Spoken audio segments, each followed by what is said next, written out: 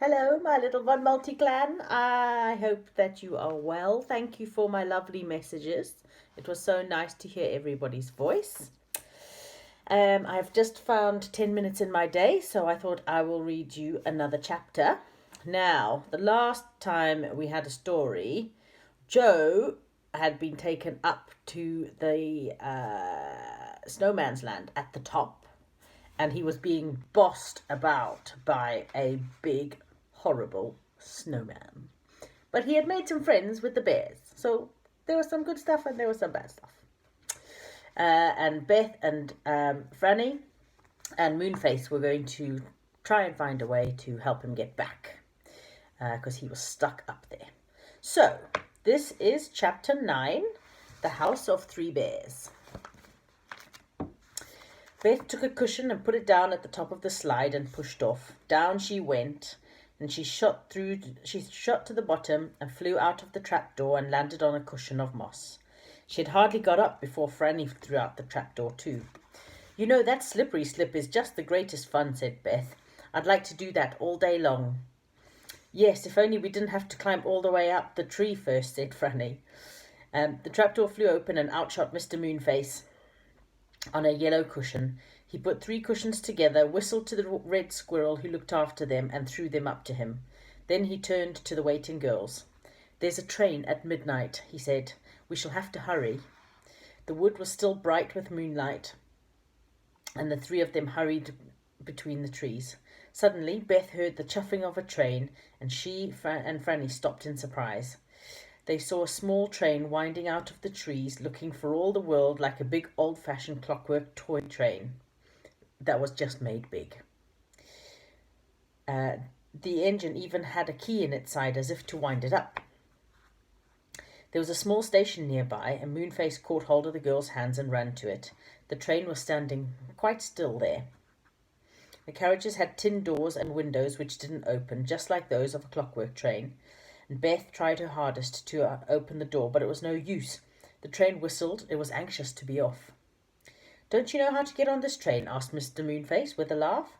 "You are sillies. Just slide the roof off." As he spoke, he pushed the roof and it slid off like the roof of a toy's train carriage. "I think this is just like a clockwork train made big," said Franny, climbing over the side of the carriage and getting in at the roof. "I never saw such a funny train in my life." They all got in, and Moonface couldn't seem to slide the roof on again properly, so he stood up inside the carriage when the train went off. And Beth and Franny, who couldn't possibly see out of the tin window, stood up and looked out of the roof instead. They did look funny. At the next station, which was called Doll's Station, 3 dolls got into the carriage and stared at them very hard. One was so like Beth's own doll at home that she couldn't help staring back. The second station was called Crosspatch Station, and standing next to the railway tracks were 3 of the crossest-looking old women that the girls had ever seen. One of them got into their carriage, and the other 3 dolls got up at once and climbed into the next one. "Move up," said the Crosspatch angrily to Moonface, so he moved up. The Crosspatch was an uncomfortable person to travel with. She grumbled all the time, and her basket, which was full of prickly bunches of roses, kept bumping into poor Franny. Here we are," sang Mr. Moonface when they got to the next station, and all 3 of them got out gladly, leaving Crosspatch grumbling away all to herself. The station was called Bear's Station, and there were a great many teddy bears around, some brown, some pink, some blue, some white. When they wanted to talk to one another, they kept pressing themselves in the middle, where the button was made, where the button that made them talk was, and then they could talk quite well. Franny wanted to giggle when she saw them doing this. It did look so funny. "Please, could you tell me the way to the 3 bears' house?" Moonface asked a blue teddy bear politely. The bear pressed his button and answered in a nice grown-up voice, "Up the lane and down the lane and round the lane." I'm not sure how helpful that is, actually. If you said, "Where's the nearest ice cream shop, Mum?" and she said, "Up the hill, then down the hill, then round the hill," I'm not sure you'd know the way to the ice cream shop, though, would you? "Thank you," said Mr. Moonface. It sounds a bit funny to me," said Beth doubtfully. "Not at all," said Moonface, leading them up a little lane through the honeysuckle. "Here we are, going up a lane, and now you see it goes downhill, so we're going down, and presently we'll turn a corner and go around the lane." He was right. They went up the lane, and then down the lane, and then round the lane, and there in front of them, tucked into a woody corner, was the dearest, prettiest little house the girls had ever seen. It was covered in pink roses from top to bottom, and its tiny window winked in the moonlight as if it had eyes. Moonface knocked at the door. A sleepy voice said, "Come in." And Mr. Moonface opened the door, and they all went in. And there was a table in front of them, and on it were 3 steaming bowls of what some people called porridge and some people called oatmeal, and around it there were 3 chairs, 1 big one, 1 middle one, size one, and 1 teeny tiny one. "It's the house of the 3 bears, all right," whispered Beth excitedly. It was just like seeing a fairy tale come true. "We're here," said a voice from another room. Moonface went in with Beth and Franny, and the other room was a very small bedroom with a big bed in it, a middle-sized bed, and a cot. And in the cot was the most adorable baby bear with the bluest eyes that the girls had ever seen. "Where's Goldilocks?" asked Moonface. "Gone shopping," said Father Bear. "Where does she sleep when she's here?" asked Beth, looking around. "And does she always live with you now?" "Always," said Father Bear, putting his big nightcap straight. "She looks after us very well. There's a market on tonight in the Enchanted Wood, and she's gone to see if she can buy some porridge cheaply. As for where she sleeps, well, she just chooses any of the beds, you know, and we cuddle up together then. But she likes the baby bear's bed best. It's so soft and warm."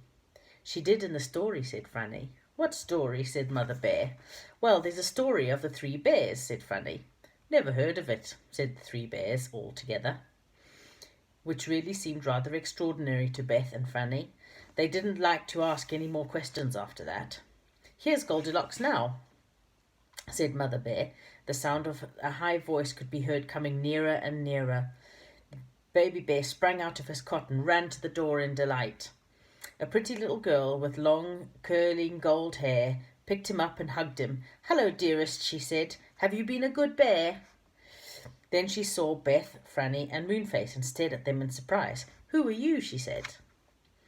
Moonface explained about Joe and how he had gone to the land of ice and snow, where the big white bears lived. "I'm afraid the magic snowman will have him prisoner there. Will have made him a prisoner there," said Moonface, "and he'll have to live there with the white bears. Could you get your 3 bears to come with us and ask the white bears to let Joe go free, Goldilocks?" "But I don't know the way," said Goldilocks. "We do," said Father Bear suddenly. "The white bears are cousins of ours. Moonface, if you can help us with a little bit of magic, we can visit the land of ice and snow in a few minutes." "Good gracious," said Beth, almost astonished. "But it's ever so far away, right at the top of the faraway tree." "But that doesn't matter," said Father Bear. He took down a large jar from the mantelpiece and filled it with water. He put into it some yellow powder and stirred it with a big black crow's feather. Moonface put his hands into the water and began to sing a string of such strange words that Beth and Franny felt quite trembly. The water bubbled and it rose to the top of the jar. It overflowed and ran onto the floor and turned to ice beneath their feet. A cold wind filled the little house and everyone shivered. Then Beth looked out the window, and what she saw there filled her with amazement. And she just couldn't say a word. She just pointed. Franny looked too. And whatever do you think? Outside lay nothing but ice and snow. They were in the same land as Joe. Though how this could have happened, neither Fran nor Benny could, or Beth could make out. "We're there," said Moonface, taking his hands out of the jar, drying them on his red handkerchief. "Can you lend us any coats, bears? We shall be cold here." The mother bear handed them thick coats out of a cupboard, and they put them on. The bears already had thick fur and didn't need anything extra. "Now go and find Joe," said Moonface. "Come on, bears, you've got to help." And that, my lovelies, is the end of that chapter. So, Send me a message. What are you guys doing today? How's school going? I miss you guys a lot, a lot, a lot. And I'll hope to speak to you soon. Love you lots. Bye.